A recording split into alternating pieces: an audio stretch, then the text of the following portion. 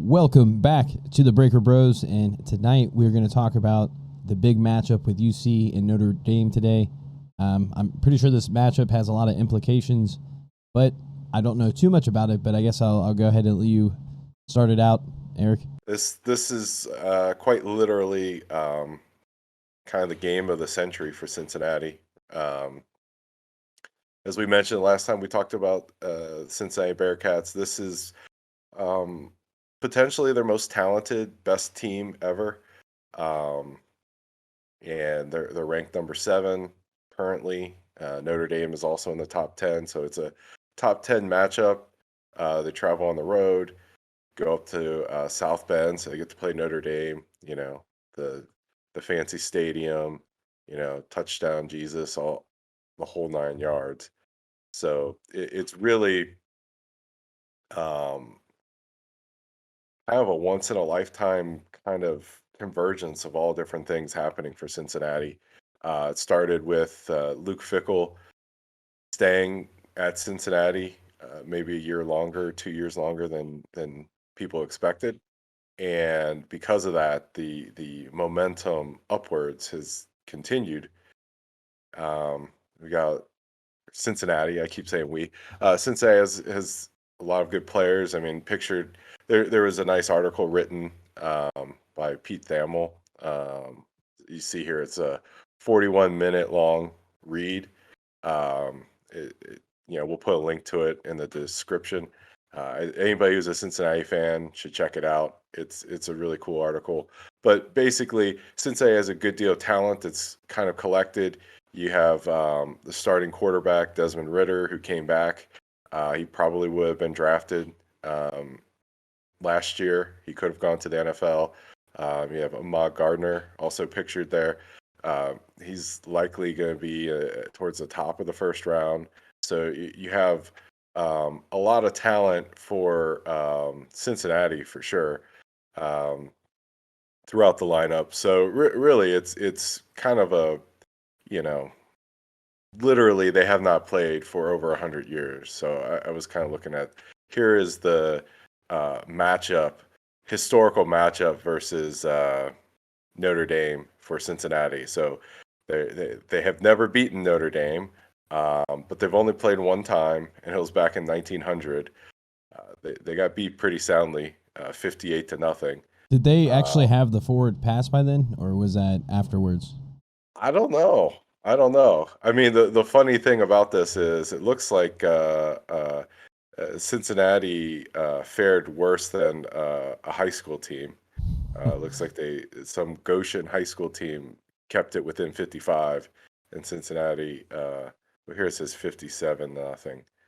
So um, uh, Winsipedia has given Notre Dame another point. I don't know if that's legit, but I really have no better sources. Um, so it's gonna be a cool trip. I'm headed up there. Gonna take the kids. Um, we're I told them it's a once in a lifetime thing. Notre Dame's a really special program. They have tons of history and prestige. I mean, they're the bluest of blue bloods when it comes to college football, and UC is an up and coming type program. I mean, I wouldn't say.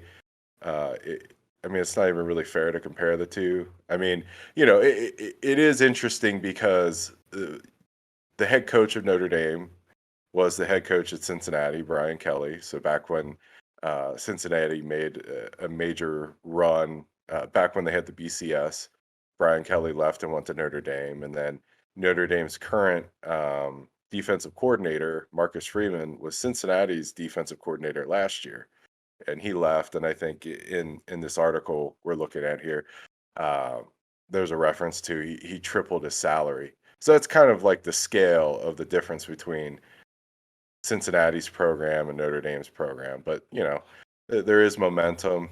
Cincinnati will be joining the Big Who 12 in a few years. who was the coach before Brian Kelly, though? Before Brian Kelly, Yeah, because didn't he? Wasn't there Mark a guy? D'Antonio. Yeah, yeah. Didn't he go to Michigan State? Yeah, Yeah, Yeah, because he I rode Brent Selleck's back.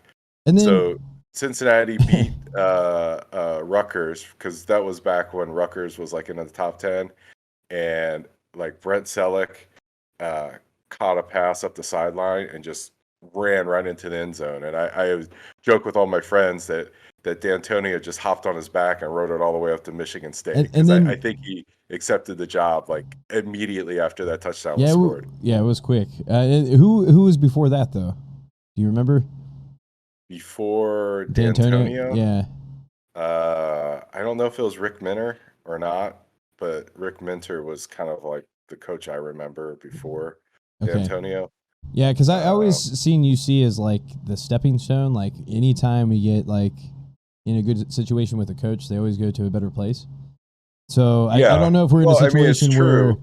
if we can get It's over in that this hump. article that D'Antonio stayed for 3 years and went on to Michigan State. Brian Kelly replaced D'Antonio. He stayed for 3 years, went to Notre Dame. And then Butch Jones replaced Kelly, stayed for 3 years, and went to Tennessee. And then since I replaced him with, oh shoot, Tommy Tuberville, Yeah. and he got fired. He did not win. He broke the formula, and then they replaced him with Luke Fickle. So pretty good run of coaches, really. Yeah. You know, 4 out of the 5 last hires have had a good deal of success in Cincinnati. So I mean, I think overall it's a coaches have shown that there's a way to win, and multiple different coaches have done it.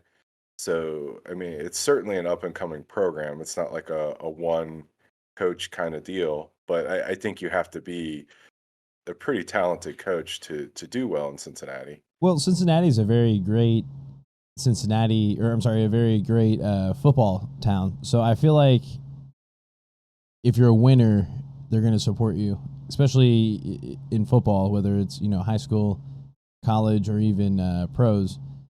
So like, Yeah. but I guess you would know more than me. But do you think this could be like finally UC's time to retain the coach, or do you actually see him eventually leaving? I don't know. I mean, I think he's already stayed longer, I think, than Brian Kelly, like the 3 year and jump kind of thing. I think that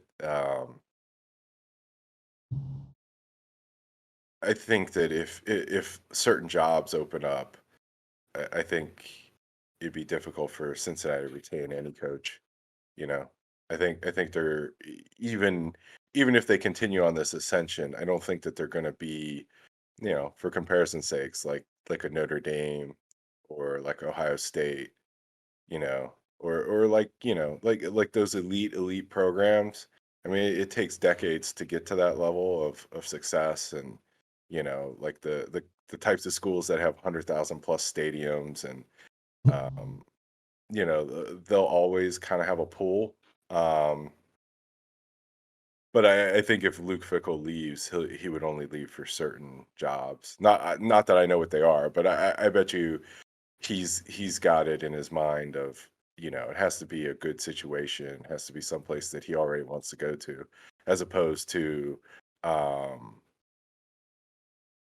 going to kind of like a mid-level like Big Ten team. I would think that he would, like if Ohio State came sniffing around and wanted to hire him to be the head coach again, I think it'd be difficult for Cincinnati to keep him. Yeah. Um, and I'm not saying that that's like the only one, but that's just the one I can think of. I'm sure that any coach has like certain places that when they started coaching that they thought that they would want to coach at. So, but either way, I mean, as I was kind of saying before, it's not like a one coach kind of program. Cincinnati's proven kind of a formula, right? Like if you look at the 4 successful coaches, they're young, they're up and coming, um, and they want to build something, right? Um, I think that someone like that can win. Um, it's going to be more difficult to win in the Big 12 than it was in the current situation, and than it was in the Big East in football. Um, but there would be more resources to do so. So it's kind of an interesting transition. I mean, you hope he stays, but you never know, right? But if he does leave, hopefully they're in position to, like if I were in charge of the coach search to replace Fickle, I would hope that we could get Marcus Freeman to come down and be the head coach. Um, but yeah, everybody wants him to stay. Yeah, no, I'm sure there's a chance, but like, say if we beat Notre Dame. Well, actually, do you think we're going to beat Notre Dame? uh, I think they're good enough to win. I think there is some gambling sites have them as a favorite, like a 2-point favorite. I think Cincinnati matches up well against Notre Dame. The Notre Dame's offensive lineman has looked a little suspect. I watched some of the Florida State game. I watched the Wisconsin game. Their quarterback got beat up pretty good in those games. I think that the Desmond Ritter will cause them problems. Uh, in the Florida State game, when they had the scrambling quarterback in, he was able to make things happen with his legs. Um, so I think Cincinnati on paper is the better team and should win, but um, I've witnessed Brian Kelly do things that I thought were magical at Cincinnati. Like beating teams that we had no business beating, playing with like the third string quarterback and still winning against teams that were superior talent wise. So I think it's going to be a tough game. I think it's going to be like that's the cool thing about college football is like just weird things always happen. Um, but I think being a 2-point favorite's about right. But 2-point favorite, that's not like a guaranteed win or anything. Well, I mean, and you're playing at Notre Dame, so it's going to be pretty crazy there. So the atmosphere is going to be electric because I think, and I'm not really sure how the playoffs are going to work out, but I mean, I know for at least Notre Dame, they know they have to win this game, right, to even have a shot, or maybe they're completely out of it, or maybe this would be more of like, just a reputation type deal. But I mean, for sure, Cincinnati has to win this game and win out to potentially make the playoffs, or I'm not even sure if that's a possibility, but it's going to be, it's definitely going to be tense the whole game. I can tell it should be a lot of fun, especially if you're going to be there with the kids and all that. So it's going to be a great time. It's going to be a good experience. We're get to see the campus, walk around, kind of take it in. Do they do tours? I don't know, like of the campus. Maybe because I feel like Rudy the movie. I feel like it might have some historical value. So I think I heard a rumor, or maybe I read this somewhere, but Rudy was actually like mostly filmed at the St. Mary's College, which is across the street from Notre Dame. Like I mean, like they show kind of stuff that looks like the stadium, but anytime it was like a classroom scene where they're showing like a school building, it was St. Mary's College. But I don't know my way around Notre Dame. I've only been once. So when I first started working out at college, um, a few of my friends were Notre Dame guys. So like one of my friends got married up there. He's from South Bend. I can't remember if his dad was a professor or like just like a IT person at Notre Dame. But like him and all of his family went there, and they didn't get married on campus, but I rode up with a few people that went to school there, so I got the campus tour. I mean, it's really nice, um, but I don't know my way around. I just know what certain things. Like I've seen some of the stuff. It's nice. I mean, I could see why people like it. Isn't most of the stadium like just bench seating? pretty much, I or don't know. I have they didn't look updated it? inside the stadium. I didn't see the inside of it. See, I always think it's I funny just because saw like the those outside. older stadiums, it's kind of genius, especially like Notre Dame, is that like because it's like so old and I guess historical that they can get Yeah. away with that, and it's just like I'm sure it's like real cheap for them just to maintain it. Yeah. Well, here's a picture, but you can't really see.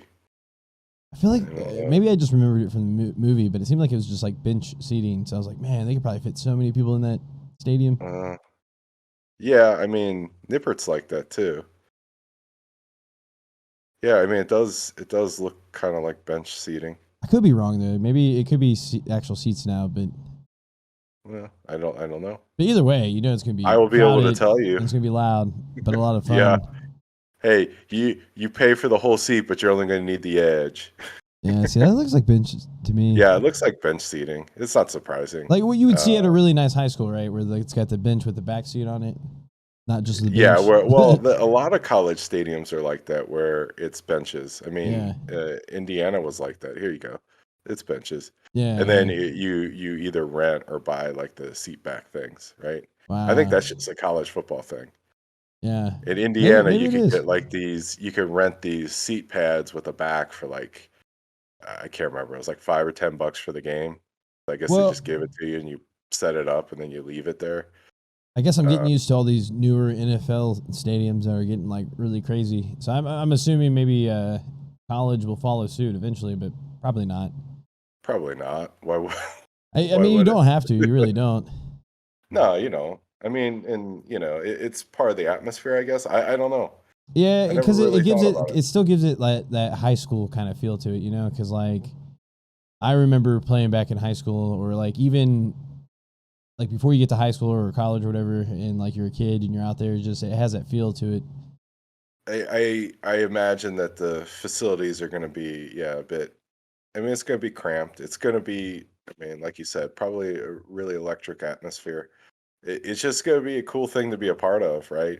Um, it's got to be one of the biggest games, right, this weekend. I mean, I know there are a few good games in I'm the scared because like SEC. I want to watch, but I have like this weird ability to jinx teams that so like I don't. I think I'm just gonna try to keep up with the score. That's just your Bengals fandom. I mean, I'm like There's no jinx here. I mean, I hope not. Oh, geez, did I jinx it? Um, no no I, no no. I I'm I just saying think like if Notre Dame wins, it wouldn't be fluky at all. no. I mean they're two good teams with excellent coaching, so it's like anything could happen. Like you said, it's college.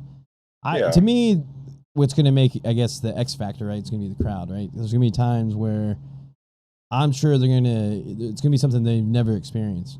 Because I've heard that yeah, place is really loud, right? So if they haven't played there in 100 years, pretty much tells yeah. me Well, they're they not going to they experience this. So this is they going to be the played first at time. Indiana last weekend, and I think in the first half they had like 6 false starts.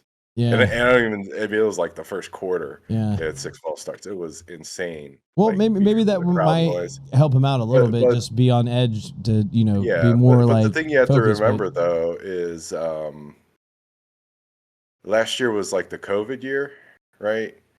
So playing an away game like for college players, I mean, that's a long time to go from having to have like that huge crowd noise. Like the Peach Bowl was a big game, and they came out and they were ready. And I mean, it had a good atmosphere, but I mean, the Georgia Dome was only half full, and it wasn't too far off from 50-50 in terms of the fans. There's a good number of Cincinnati fans there, even though it was closer to Georgia. I think if it were like a full, I don't know how many people the Georgia Dome holds, like 60,000, 80,000. I would think that of the seats that were forced to be unused, the vast majority of those would have went to Georgia fans. So it would have been more of like an away kind of atmosphere. But like they haven't really played like a true away game, like, since the prior season, like 2019, I guess, right? Last year was 2020. So, but I mean, they played in big games. They, 'They, 'um, Central Florida has like one of the loudest stadiums. So they've played there. They've been in big games. I mean, that is the benefit of having um, a, a senior quarterback, right? He's played in these games before. Even though I would say that he was to me he seemed a bit nervous during the Indiana game. He seemed like he missed a lot of throws he normally would hit. The offensive line seemed a little jumpy at the beginning of the Indiana game. So hopefully they got it out of their system and they're ready to go. But I mean, like Notre Dame was playing Wisconsin, and anytime they had a fourth down and short, they would line up and do the motion and bark and all the things to try to get the defense to jump off sides. I mean, I just felt like they were doing that, getting ready to play Cincinnati. I feel like if I had to bet $50 that Notre Dame was going to convert at least one of those off somebody jumping off sides from Cincinnati. And Indiana did like a bunch of like the defensive line shifts, and it got Cincinnati like 3 or 4 times. So I guarantee you they're going to do weird motion stuff to try to get the offensive line to jump. But I don't think that Cincinnati has to play a perfect game to win. I just think that you know they have room for error. Um, they just need to win the turnover battle and match up well. They got a good defensive line. Notre Dame's offensive line is not like a typical Notre Dame offensive line. Notre Dame's offense thus far has not looked very explosive. So, even if Cincinnati gets off to a slow start, I feel like they have the horsepower to catch up and beat them. I mean, Florida State hung with them, and Florida State hasn't beaten anybody this year. So it's not like they'll be overmatched. They've got the dudes to compete. I mean, they played against Georgia last year, and they hung with those guys. So I don't think that this is like an underdog coming in. They have to play perfect and get lucky and maybe like get an onside kick or something to win. I think that Cincinnati has room for error, doesn't have to play perfect and can match up, but uh, they've got really good coaches up at Notre Dame. They've got good players. Um, so I think that they'll want to um, kind of slow the game down a little bit. Um, I think that their tight end, that Mayer guy, um, he's kind of like a typical Notre Dame elite tight end, and I could see him causing Cincinnati a lot of problems. Um, but otherwise, I mean, and it's iffy as to whether or not Notre Dame's gonna have their starting quarterback. They might be back. They might be down to their backup. Um, so this is probably the best shot that you could ever hope for going in as a Cincinnati going against like one of the elite programs. Yeah, I can't wait to see what happens. Yeah, me either. Should be fun. Be a good trip. I heard the pretzels are good. They have good I love a stadium pretzel. I get one or two every place I go, so I'm pretty excited about that. So I have to get into the stadium early, so I don't miss the game getting a pretzel. But or maybe I just get the pretzel. Maybe it'll be so bad that I'll just go get pretzel. Hopefully not, but you never know, Or maybe right? it'd be so good you can get a pretzel. Oh, if it's good, I'm not leaving. Yeah, if it gets good, I'll just gonna be up there. So after Cincinnati beat Indiana, right?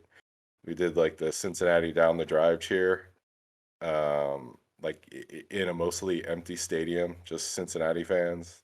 That's a lot of fun to take over somebody else's stadium.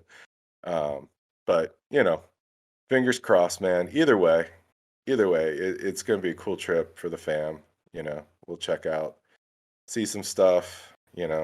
Kids will learn about middle age and college students day drinking. Like what the hell's going on? America. Yeah, that's right. That's right. Thanks for watching. Thanks for checking in. Please comment, maybe comment below if you think you got a final score. Maybe there's some other food that needs to be consumed while in the stadium. Please, like and get your friends to subscribe if you're not subscribed yourself. And until next time, hope you catch us later.